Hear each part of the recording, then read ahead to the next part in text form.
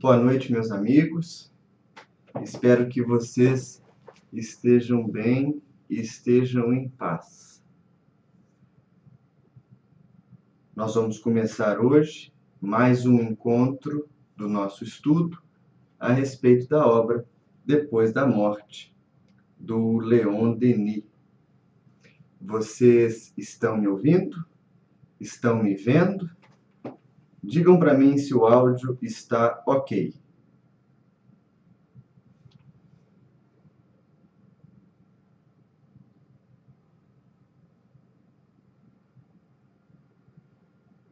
O áudio está bom? Conseguem me ouvir? Estou aguardando aqui a resposta de vocês no chat. Muito bem.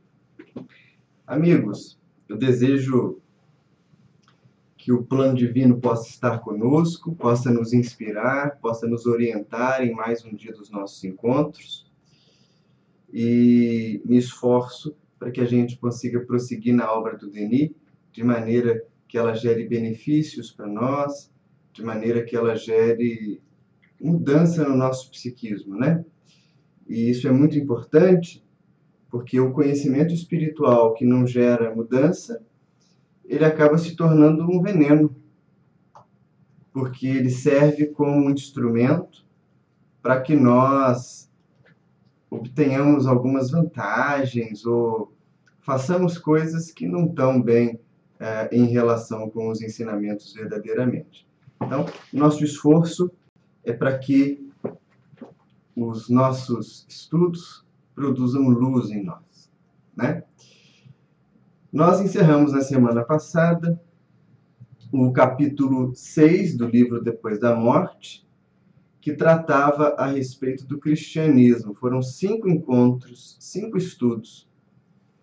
E hoje a gente entra no capítulo 7, que vai abordar o pensamento de Denis a respeito do materialismo e do positivismo. Esse capítulo é muito importante para nós.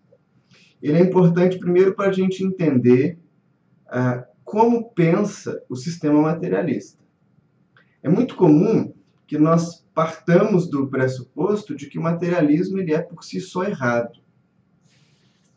E talvez esse não seja o melhor caminho, porque o materialismo não é errado, ele é incompleto.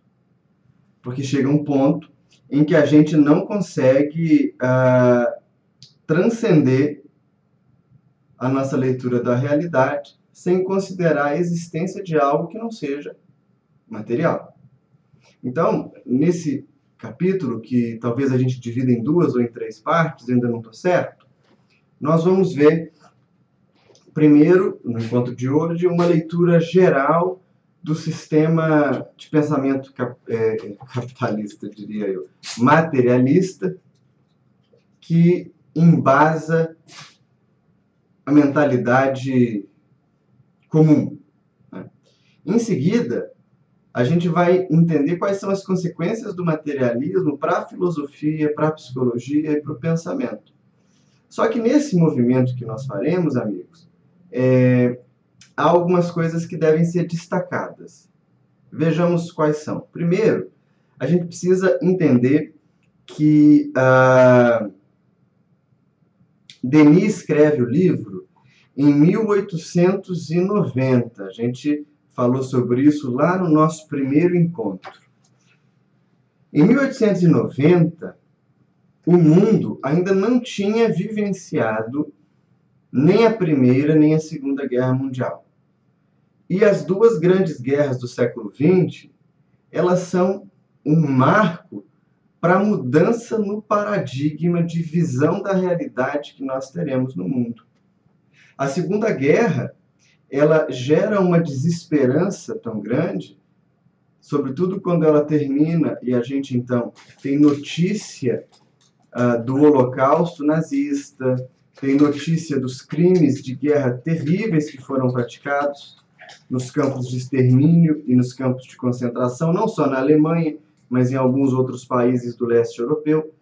A esperança do homem para o homem diminui drasticamente depois das duas grandes guerras.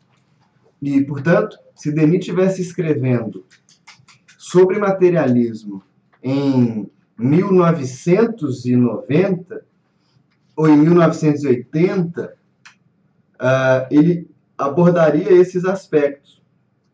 Só que, mesmo sem ter vivenciado as grandes crises maiores da história recente do planeta, o Denis consegue fazer uma leitura muito sagaz, muito perspicaz a respeito do que leva um homem a um comportamento materialista e mais, o que pode ser feito a partir de uma ideia de nada, a partir de uma ideia de não responsabilidade, enfim.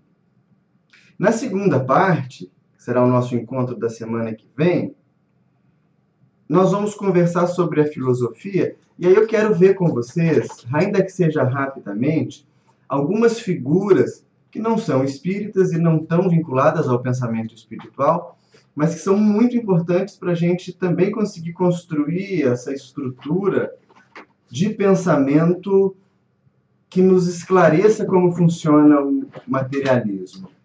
A gente diz, hoje vocês vão ouvir a cachorrinha, ela está aqui em casa.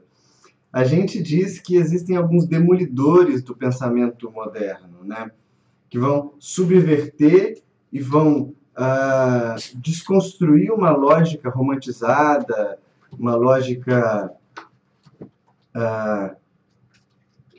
a palavra é romantizada mesmo, mas vão desconstruir essa lógica leve, pura, idealística da realidade. E alguns desses demolidores são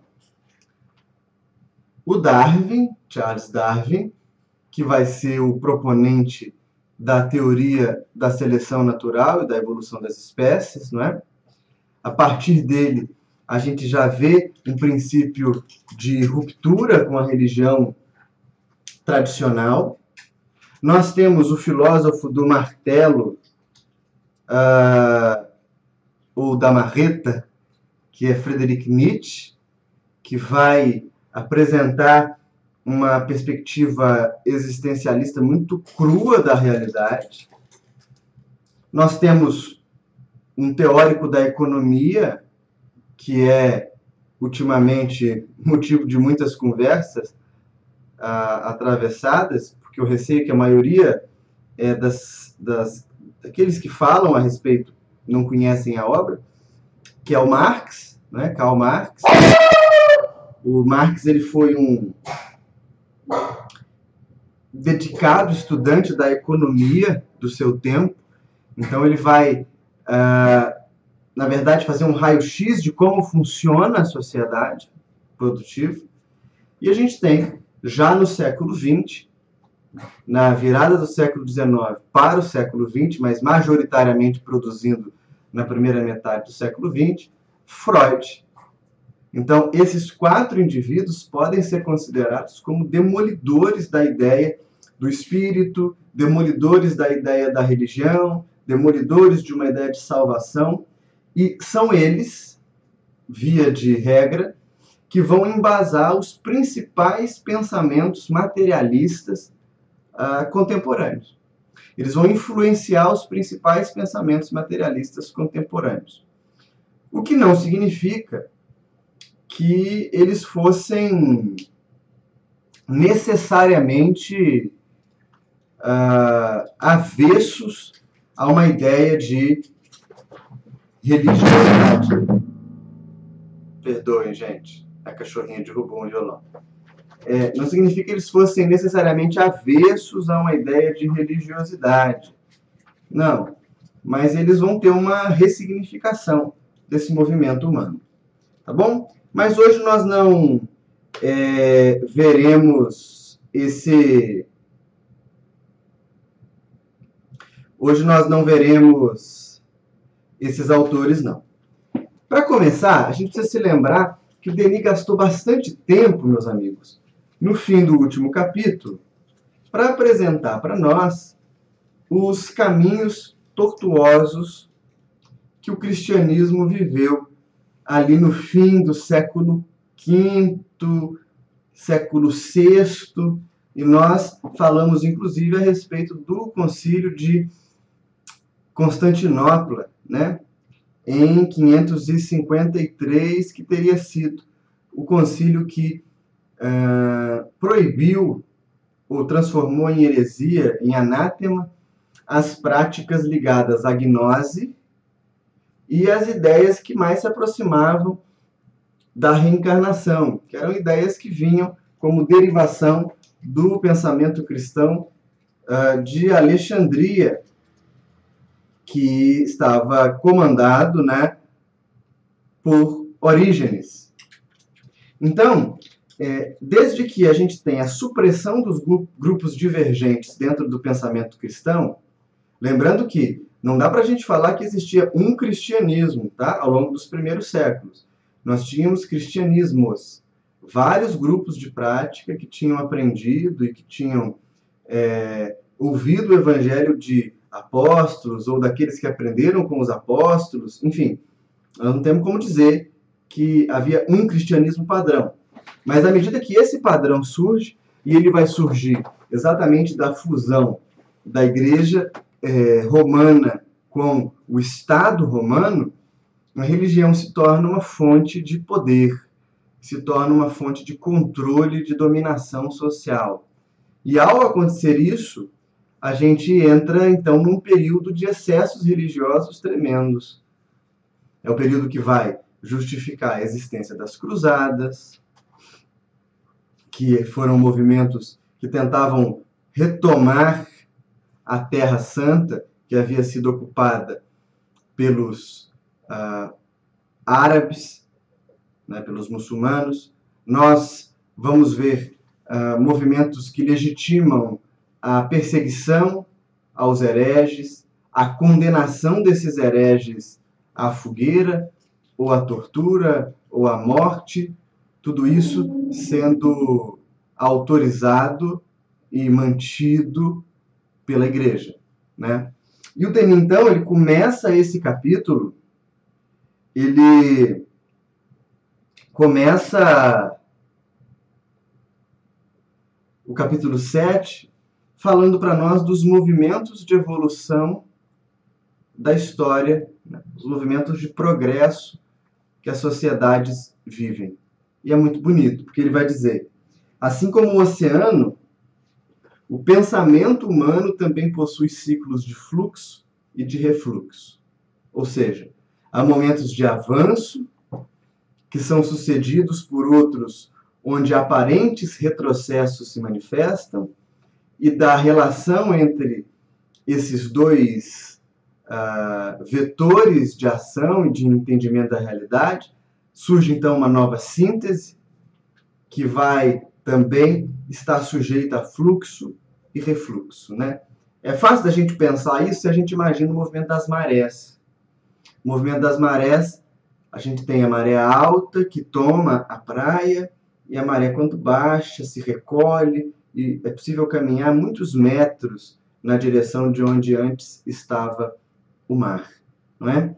E o que ele quer dizer quando ele aponta isso para nós? Ele quer dizer que séculos de um cristianismo muito castrador, de um cristianismo irracional, que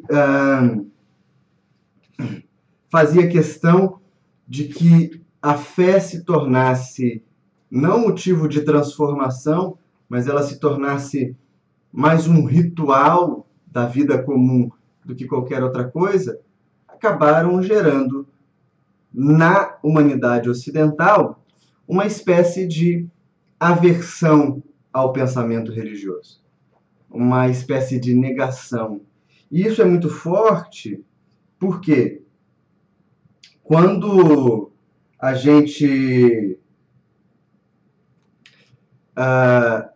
tem a Reforma Protestante, que ela a fila das reformas ela é puxada, iniciada por Martinho Lutero,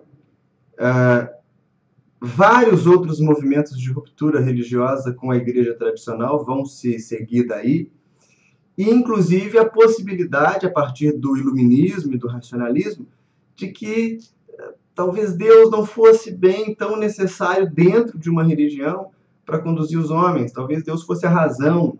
Talvez Deus fosse algo além da nossa capacidade humana de compreensão. E tudo isso, meus amigos, acaba produzindo fenômenos que no fim do século XVIII, início do século XIX, vão culminar com a ideia de que é mais certa a existência de um nada do que um paraíso, conforme defendia a Igreja. É como se fosse, então, um movimento de recolhimento da religião diante de tantos abusos. Isso é marcado por um fato histórico bem interessante. Não sei se vocês têm noção do que eu vou dizer, mas normalmente quando um imperador europeu ele era consagrado imperador, ele era coroado pelo Papa. O Papa colocava a coroa sobre a cabeça do novo monarca, simbolizando então que aquele indivíduo era um escolhido também de Deus, oferecendo para ele a bênção de Deus para o seu reinado. Quando Napoleão se torna imperador, após a Revolução Francesa, ele manda que o Papa saia de Roma e vá até a França para coroá-lo imperador. E mais do que isso, no momento da coroação, ele toma a coroa da mão do Papa e ele próprio se consagra como regente monarca da França. Isso é significativo, porque o símbolo presente aí é muito forte. É como se ele dissesse, no tempo novo, e a Revolução Francesa, ela é a marca do tempo, né? Ela é uma marca de tempo da modernidade. É como se a partir da modernidade não dependesse de Deus, dependesse do próprio homem. E essa ideia de um ateísmo, de uma crítica da religião, ela vai ser muito forte no século XIX, vai ser muito forte no tempo de Kardec. É esse mesmo período que vai gerar pensadores como Jules Michelet, que é um historiador ateu francês, vai gerar os próprios Darwin, que eu citei, Nietzsche, que vai ficar imortalizado pela frase que está presente na sua obra Assim Falou Zaratustra, onde ele afirma que Deus está morto, e ele vai dizer por quê. Posso até separar esse trechinho para o próximo estudo. Nós temos também indivíduos como Ernest Renan, lembra que eu falei sobre ele para vocês quando a gente estudou a escrita da vida de Jesus, La Vie de Jesus, que vai tratar a respeito de um Cristo muito mais humanizado, distante dessa figura sagrada e divinizada da religião. E nós vamos ter vários outros pensadores, vários na psicologia experimental, na filosofia, que vão ser ferrenhos defensores da não necessidade da religião, da não necessidade de Deus. Eu vou pegar aqui o celular para poder ver se tem alguma pergunta.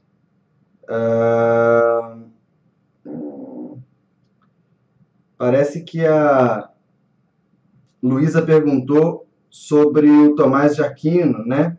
Qual que seria a relação dele com esse processo? Bem, ele não está nesse momento. Tomás de Aquino, na verdade, ele é o grande sistematizador do pensamento teológico da Igreja. Ele é o grande teólogo, né? Ele que vai conseguir costurar várias ideias que antes eram dispersas em comunidades também dispersas, e ele vai justificar tudo isso na Suma Teológica Católica, ou seja, a síntese da teologia católica. Ele vai ser responsável por consolidar a instituição igreja. Ele vai ser responsável por dar essa aparência para ela. Era um espírito fantástico, com uma sabedoria transcendente, né?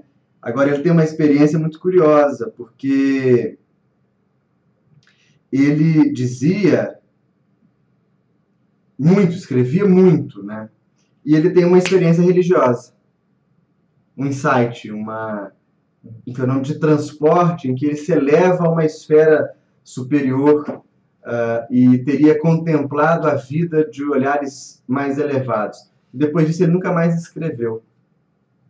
E perguntavam para ele por que ele parou de escrever, e ele dizia que ante a verdade, o silêncio. Tudo que a gente fala sobre a vida espiritual ainda é muito tosco, né? Muito pequeno diante da realidade. Ele é responsável por constituir esse pensamento, tá bom? Seguindo aqui, a gente vai ver que o materialismo, que na verdade é a resposta aos exageros religiosos, ele está baseado na ideia do nada. E a ideia do nada tem como ponto fundamental a crença de que tudo que existe, tudo que há no mundo é matéria. Tudo, tudo, tudo, tudo, tudo. Né? Nessa ótica, o princípio espiritual deixa de ser uma verdade, se torna uma hipótese, e uma hipótese que não é verificável. E percebam, todo o nosso paradigma científico é materialista. A gente fica falando, ou ouve pessoas dizendo, a respeito da prova da existência do espírito. Essa prova nunca vai acontecer a partir da ciência convencional. Por quê? Porque o método da ciência convencional é materialista. Ele não comporta a existência do espírito além da possibilidade de uma hipótese. Então nós não vamos conseguir pesar o espírito, nós não vamos conseguir medir o espírito, nós não vamos conseguir sentir o cheiro do espírito, porque a ciência convencional não dá conta de fazer isso. Né? É preciso mudar o paradigma. Para a ciência geral, a própria matéria se governa. O pensamento, as ideias, a razão, seriam uma espécie de secreção do cérebro. Nada mais do que isso. É bem limitante, não é? Bem reducionista. Transforma a prática espiritual em algo praticamente ilusório. Quer dizer, não praticamente, ilusório mesmo. O Freud publicará uma obra no século XX chamada Futuro de uma Ilusão. E ele está falando a respeito da religião. Só que para ele a religião não é em si um mal, desde que ela consiga garantir ao indivíduo uma qualidade de vida, uma condição de vida menos neurótica. Mas não deixa de ser para ele o futuro de uma ilusão. Tudo bem? Agora, nós temos que pensar o seguinte. Se a matéria é tudo, a pergunta que surge logo em seguida é: o que é a matéria? Percebe? Se a matéria é tudo, o que é a matéria? E o Denis tem uma sagacidade tremenda, porque ele vai dizer textualmente assim: os corpos orgânicos ou inorgânicos são agregados de moléculas, as quais são, a seu turno, compostas de átomos separados uns dos outros em estado de movimento constante. Ele começa a decompor o que a gente chama de matéria. Porque, de fato, vocês que estão aí assistindo agora o estudo, e eu aqui no quarto, de onde eu falo, consigo ver o computador, o celular, observo a mesa, observo a porta, um quadro de anotações que eu tenho logo aqui à minha frente, observo a minha própria roupa, o meu corpo, e tudo parece para mim muito concreto e muito sólido. Nenhum de nós diria que a mesa ou a cadeira onde você está sentado, a cama onde você está deitado, não é concreto. A nossa mão, inclusive, ela é detida. Eu coloco a mão sobre a mesa e a minha mão é detida pela mesa. Portanto, a matéria tem alguma realidade, não é? Só que o Denis vai fazer um movimento de aprofundar cada vez mais o pensamento na direção do que é a matéria. O Elcio disse aqui, né, uma afirmação e uma pergunta ao mesmo tempo a respeito do fim do materialismo. Isso é muito interessante. O materialismo vai deixar de existir pelo fim da matéria? Sim e não.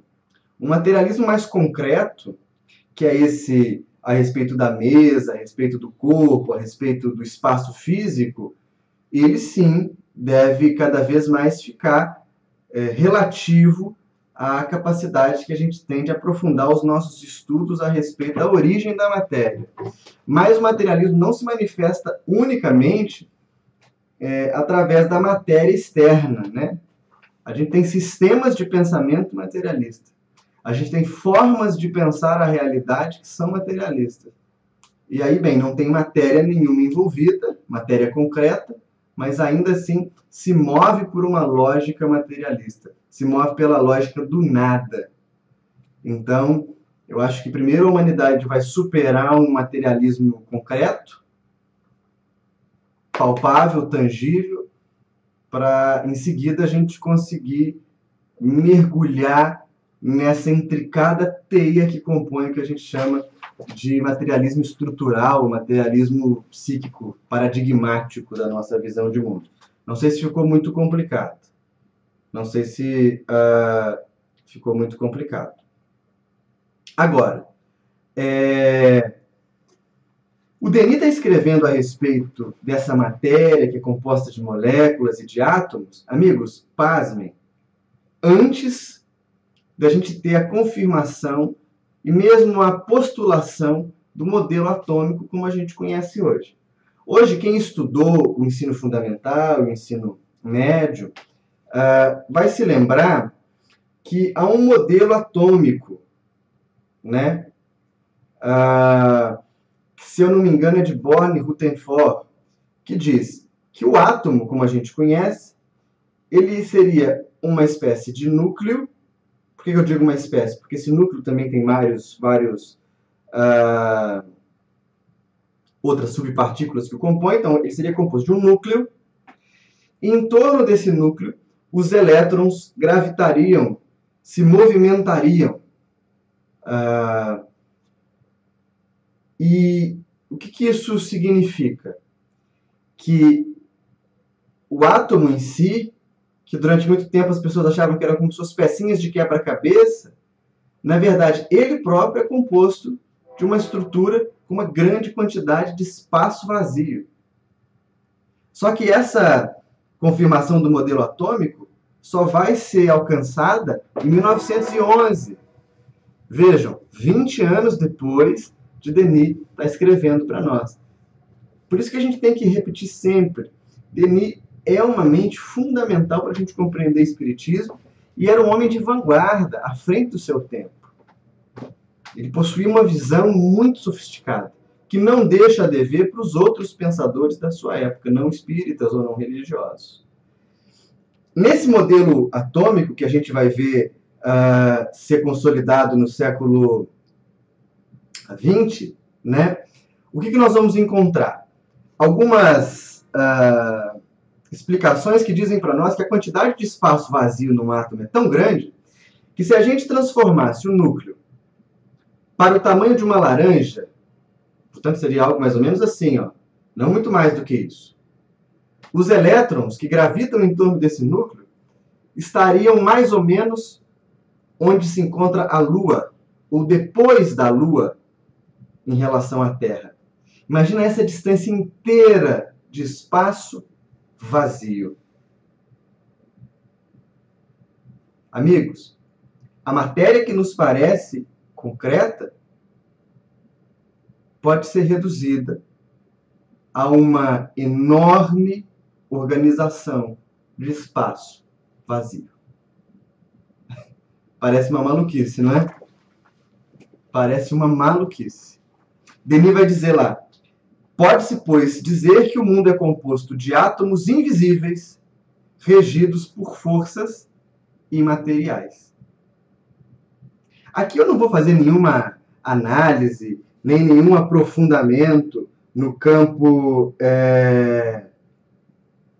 dessas teorias mais modernas, da física quântica e tal, até porque a maioria das pessoas que fala sobre isso no movimento espírita não entende absolutamente nada da física quântica. É um ramo novo do pensamento físico, eu não domino. Ele é um pensamento, um ramo muito sofisticado, teórico, de difícil apreensão, e não tem a ver com essas ideias que a gente estuda em livros de autoajuda e que nos dizem: se você pensar, você vai mudar a sua realidade. É algo um pouco mais complexo do que isso. Não é o que eu estou querendo dizer, nem o que o Denis está apontando. O que ele está falando para nós é que existe uma realidade infinitamente pequena, composta majoritariamente por espaços vazios e que é regida por leis que são invisíveis. Portanto, o argumento dele solapa as bases da ideia de que a matéria concreta e estruturada, como a gente a conhece, é a fonte de tudo que existe. Tudo bem? Agora vejam que interessante. Eu não vou dizer de física quântica porque não tenho conhecimento para isso. Mas se nós buscarmos auxílio no pensamento budista, para perceber mais uma vez essa expressão da doutrina secreta ou da verdade transcendente, a gente vai ver que Buda, quando atinge a iluminação, e aqui eu estou falando do Buda histórico, né, do Siddhartha Gautama, ele, quando atinge a iluminação, roda pela primeira vez a roda do Dharma. E ele vai dar um ensinamento para os seus alunos que fica registrado na história, conhecido como Sutra do Coração.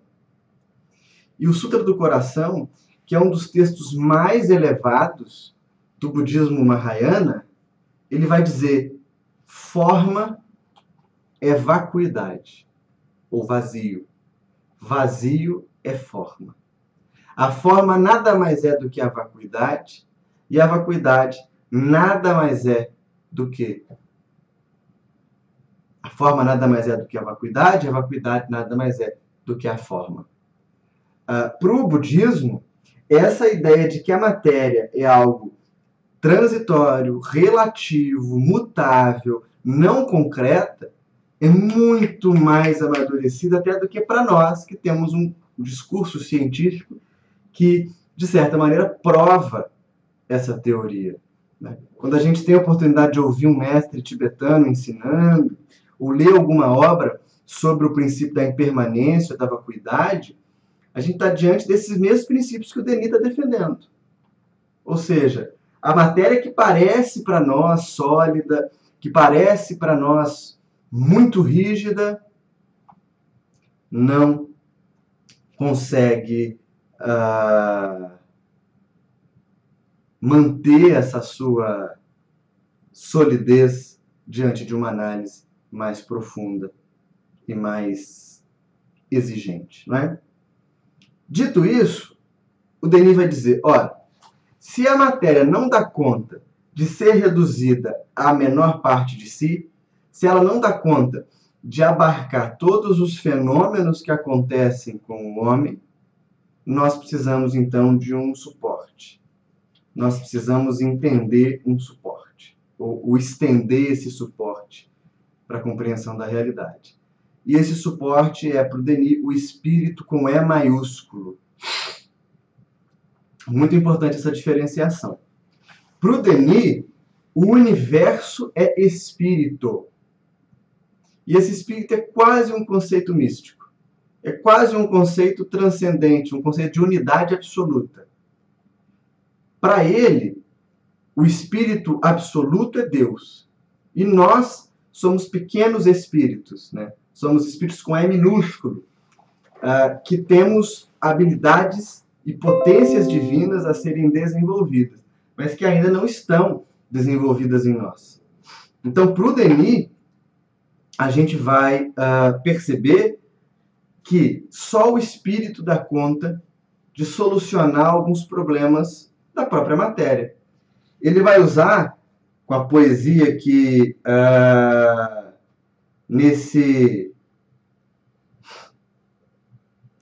poesia que caracteriza esse grau de entendimento da realidade, ele vai dizer para nós, olha, é só o espírito que comporta a realidade. Textualmente ele nos diz, somente nele é que o universo se conhece, se reflete e se possui.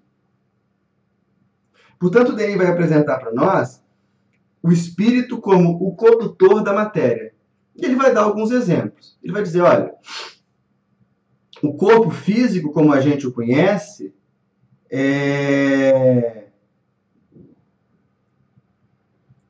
ele se renova constantemente. As nossas células se renovam constantemente. Se você fizer um cortezinho no braço, em pouco tempo o seu corpo vai regenerar o seu braço, não é?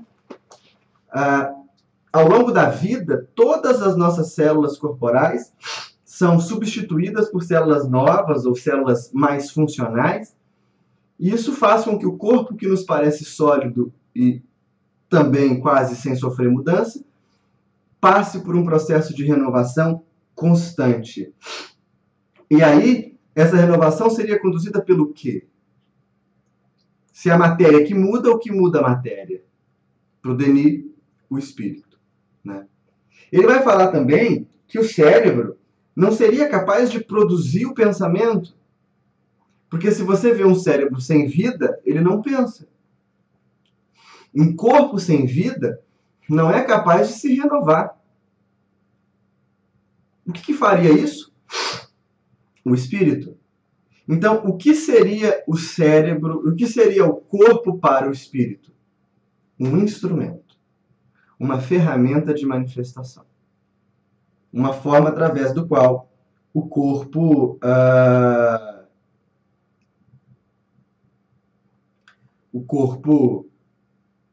seria utilizado para lidar com a realidade. Deixa eu ver aqui o chat.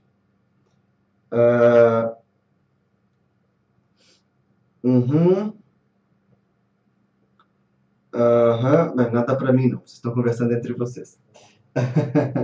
Daí, o Denis vai fazer um contraste interessante entre o que ele chama de... ele não chama exatamente com essas palavras, mas ele vai fazer uma analogia entre o que a gente pode entender como mundos internos e mundos externos. Então, assim, o corpo, ele é diferente do eu, não é? Da personalidade. O corpo que a gente veste é diferente do que nós somos. E mesmo que a gente não precise usar a teoria espírita para explicar, a gente pode usar, inclusive, teorias que são materialistas, mas que são menos concretas, como a própria psicanálise. O corpo está dormindo. O corpo está ali em repouso. E através do sonho, nós podemos viver uma série de experiências que não dependem do corpo. Percebem? Então, vejam. O corpo é diferente da essência do eu. O corpo é diferente da mente, é diferente do psiquismo.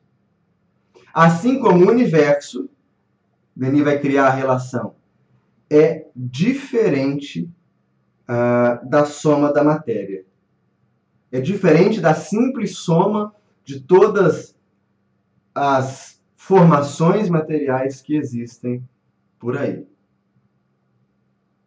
Então ele vai dizer, olha, assim como o corpo é menor do que a mente, a vontade que governa o universo é maior do que o próprio universo. O que a gente vê, o que a gente mede, o que a gente consegue tocar, é uma parte da criação. É uma faceta dessa grande estrutura evolutiva da qual nós nos utilizamos para alcançar a iluminação. Percebe? Só que o materialismo não vai contemplar isso como uma realidade. Ele vai sempre colocar essas teorias que falam a respeito do espiritismo, a respeito da vida após a morte, da comunicabilidade, ou mesmo da sobrevivência de algo além da matéria, no campo da crendice. Daí você nem despende tempo para estudar essas coisas. É só a gente observar como que hoje existem poucos trabalhos acadêmicos que estudam a questão do espírito. Eu não digo nem no campo da biologia, no campo da medicina. Ainda há alguns nessas áreas que estudam a experiência de quase-morte, estudam os médiums, mas eu digo no próprio campo das ciências humanas, que é um campo teórico. Eu já comentei com vocês algumas vezes que eu faço um doutorado na ciência da religião, e esse doutorado é voltado para o estudo do movimento religioso que acontece antes do espiritismo, né? A gente conhece o espiritismo, mas o espiritismo é francês. Kardec cria a palavra. Antes do espiritismo francês, que em alguns lugares vai ser chamado de kardecismo, nós temos um movimento chamado moderno espiritualismo, ou espiritualismo apenas, que vai surgir lá em Hydesville com as irmãs Fox, que vai se alastrar pelos Estados Unidos, que vai depois ganhar a Europa, vai ganhar a França, vai ganhar Portugal, vai ganhar a Espanha, vai ganhar a Alemanha, a Inglaterra, né, fazendo então um espalhamento, uma invasão organizada, como vai chamar Conan Doyle depois. Vai também chegar ao norte da África. Esse movimento atraiu para si uma série de figuras importantes do pensamento da época. E nem no campo das ciências humanas, onde a gente poderia lidar com essa história do espiritualismo de maneira mais clara e menos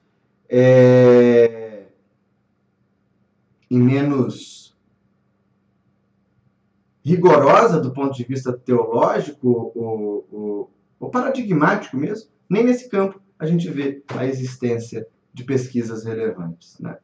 Então, de fato, para o materialismo, o espírito é uma hipótese distante e não muito relevante, né? Agora a gente tem se esforçado para mudar isso, mas ainda é uma realidade. Além de falar, então, do corpo, além de falar também da relação, da renovação celular e tal, Denis vai abordar um outro argumento que fala para nós a respeito da existência de uma força maior além da matéria. Ele vai evocar para isso o princípio da harmonia na natureza, do equilíbrio perfeito de tudo que há. Por exemplo, o equilíbrio das órbitas planetárias, o equilíbrio da vida, que também se mantém harmônica, e ele vai dizer, defendendo o seu argumento, que o grau de complexidade, o grau de precisão com que a vida se constituiu não poderia ter sido alcançado ao acaso. O acaso não produziria uma vida complexa como a que a gente conhece. Agora, pessoal, é interessante pensar nisso, né? Nessa ideia do acaso, que é uma ideia que o Kardec também defende muito, né? O acaso não existe é uma frase de Kardec. E a gente vê ela estampada em carros pela rua, em casas espíritas, em todo lugar. Só que quando a gente conversa com um darwinista, com um evolucionista, com alguém que não é religioso, ele vai dizer, olha, o que faz com que as espécies se desenvolvam são mutações, e essas mutações elas são casuais. Portanto, o equilíbrio da vida no planeta, como a gente conhece, seria resultado de um grande acaso, né? E essa tese é defendida por todos os cantos. De fato, há possibilidade da gente se deparar com algumas mutações que seriam ou poderiam ser encaradas como casuais, sobretudo nos reinos ínfimos da vida. Agora, a gente precisa projetar um pouco de luz sobre isso. Vocês sabem que quando a gente fala de teoria da evolução das espécies, seleção natural, o primeiro nome que vem à mente é o nome de Darwin, como eu mesmo citei. Mas a teoria não é só dele. Enquanto Darwin fazia suas análises, um outro pesquisador, que foi Alfred Russel Wallace, também chegou às mesmas conclusões. Tanto que hoje, quando se estuda no ensino médio a teoria evolucionista, a gente fala teoria de Darwin-Wallace. E há só uma diferença. Wallace era espiritualista. Não era espírita, mas era espiritualista. E Wallace vai defender a ideia de que, para que as mutações ocorressem com o grau de precisão que elas ocorrem, haveria uma gestão espiritual externa que levaria as espécies a sofrerem modificações e mutações específicas. Isso é fantástico, mas a gente não ouve falar sobre isso. Já no século XX, há o surgimento de uma teoria chamada design inteligente. E ela é muito bacana, porque ela vai defender exatamente a ideia de que, sem a existência de uma inteligência superior, a vida não teria conseguido chegar onde ela chegou tão rápido. Para quem tiver interesse em ler mais sobre isso, ou estudar sobre o assunto, existe um livro que eu li há muitos anos. Eu não sei dizer para vocês nem se ele ainda é editado, mas de toda forma não deve ser difícil de encontrar num sebo ou coisa que o valha. O livro se chama Caixa Preta de Darwin. E ele é de um pesquisador chamado Michael B. E esse livro trata da teoria do design inteligente de maneira muito bacana, que é a mutação que conduz, por exemplo, para que o nosso olho funcione dessa forma, para que a gente tenha um sistema sanguíneo capaz de coagular, ou para que a gente possa ter um aparelho reprodutivo que funcione, as mutações que precisaram ser perpetradas ao longo da história da espécie humana, só da espécie humana, né? De modo a garantir uma harmonia e uma precisão da vida tão grande como a que a gente tem, não poderiam ser alcançadas por simples roleta, ou por simples sorteio. O tempo não seria suficiente. E ele desenvolve, então, a tese que é a mesma tese do Denis. Ou seja, há um princípio inteligente que regula a evolução das espécies. E é legal porque ele não está baseando isso só num caráter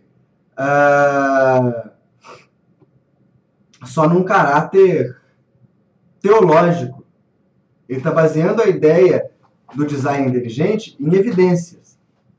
Portanto, vale a pena, para quem tiver interesse, a Caixa Preta de Darwin.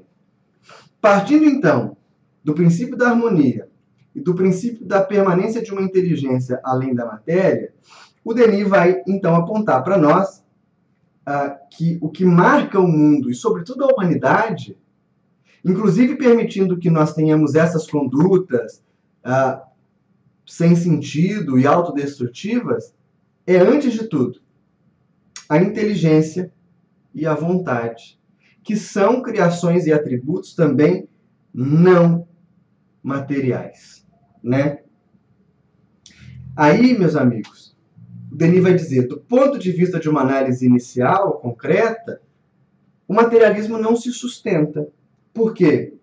As espécies se desenvolvem desde os mais simples até os mais complexos seres da criação, através de uma evolução constante, marcada por harmonia, marcada por ausência de acaso, demonstrando uma causa e um destino inteligente para suas existências, e um destino que avança, que supera, que transcende a própria matéria densa.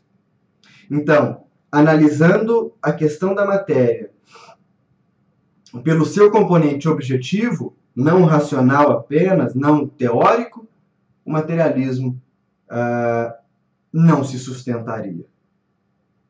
Nós temos os sentimentos, nós temos a visão da razão, nós temos ideais, nós conseguimos produzir algo a partir de abstrações. A matéria não seria capaz de reduzir a criação, o universo, a um recorte de átomos, né, a um recorte de matéria sem uma causa maior. O Denis, então, aborda isso no capítulo. Esse é o princípio de pensamento espírita. Para o espiritismo, a matéria não é um fim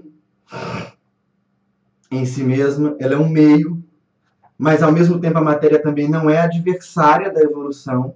É muito comum a gente ver alguns companheiros que se ressentem da matéria como prisão, como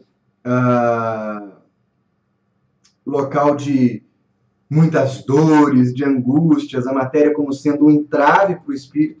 Essa também não é a posição do espiritismo. Para o espiritismo só há um princípio real, né, que é o espírito. Só. É o espírito que molda e conduz a matéria. Não é o contrário. A gente diz muitas vezes, determinada pessoa agiu mal porque a carne é fraca. Não, não existe carne fraca. A carne obedece aos impulsos do espírito. Nada mais do que isso. Entende? Então, a gente encerra esse primeiro ciclo de pensamento do Denis a respeito da matéria. Tudo bem? Eu queria lembrar vocês que vocês podem me mandar um e-mail, né, para a gente poder fazer os nossos debates, as nossas conversas. E aí, lembrando meu e-mail para vocês, eu vou escrever aqui, é vinicius.lara@yahoo.com.br, tá? Eu respondo a vocês todos, às vezes eu demoro um pouquinho, mas respondo com o maior carinho. Até agora eu ainda não vi ocasião para a gente separar, como eu já tenho dito para vocês, um momento só para as dúvidas, porque elas não estão surgindo de maneira que não dê para a gente responder aqui ou então no próprio e-mail. Agora eu queria conversar com vocês, eu percebo que tem um grupo bem firme de pessoas que acompanham os nossos estudos. Eu queria conversar com vocês sobre uma coisa. Eu quero a opinião de vocês todos. Haverá, em julho, um período em que eu estarei fora de Juiz de Fora. Serão 2 semanas que eu estarei em viagem, realizando algumas palestras e alguns estudos pelo interior do estado de São Paulo, né? E isso, então, vai ocupar o prazo de 2 dos nossos encontros, que será no dia 15, que eu estarei chegando na cidade de Barretos, em São Paulo, e depois, no dia 22, eu estarei em São José do Rio Preto e as suas respectivas regiões. Inclusive, se algum dos amigos for dessa localidade, vai ser um prazer encontrá-lo, encontrá-la pessoalmente. Me mande um e-mail que eu passo toda a programação dos estudos e tudo mais. Agora eu tenho uma dúvida. A semana que vem nós mantemos o estudo normal. O que vocês acham que é melhor? No dia 15 e no dia 22, eu gravo os estudos e peço ao Zé para colocar no ar às 10 horas de segunda-feira, mas aí não terá interação, né? Vocês não vão conseguir perguntar ou falar alguma coisa? Ou vocês acham que a gente dá uma pausa de 2 semanas e eu retorno com vocês lá no dia 29 de julho? O que vocês preferem? Eu preciso que a gente entre num acordo para que eu possa também me programar. Eu até havia pensado na possibilidade de levar a câmera e fazer a transmissão, seja a partir de Barretos, seja a partir de Votuporanga. No entanto, como eu vou estar em viagem, como os amigos às vezes querem conversar alguma coisa depois da palestra, eu acho muito ruim eu marcar com vocês que nós teremos o estudo e o estudo não acontecer, porque eu fiquei preso numa casa espírita ou porque eu estava conversando com alguém. Então, eu acho importante que a gente defina isso. E eu gostaria da ajuda de vocês, tá? Aí eu não sei o que vocês podem me ajudar, né? Vocês acham melhor a gente dar essas 2 semanas de folga e a gente volta então no dia 29? Ou eu gravo a aula e posto? Eu estou iniciando a conversa hoje, na semana que vem a gente bate o martelo sobre isso, tá bom? Então acho que é isso, meus amigos. Eu agradeço o carinho de vocês por mais uma semana. Peço perdão por eventuais confusões na nossa exposição. Desejo a todos vocês uma ótima semana de trabalho, de estudo, convivência familiar e que nós possamos, na próxima segunda-feira, voltar a nos encontrar, voltar a trocar ideia. E aí a gente se encontra de novo no dia 8 para definir como vai ser o mês de julho, nos dias 15 e 22. Tá bom? Um beijo grande no coração de vocês. Eu vou acompanhando as mensagens aqui. Aguardo e-mails de vocês e vou pegar todas as ideias com muito carinho. Tá bom? Beijo. Boa noite.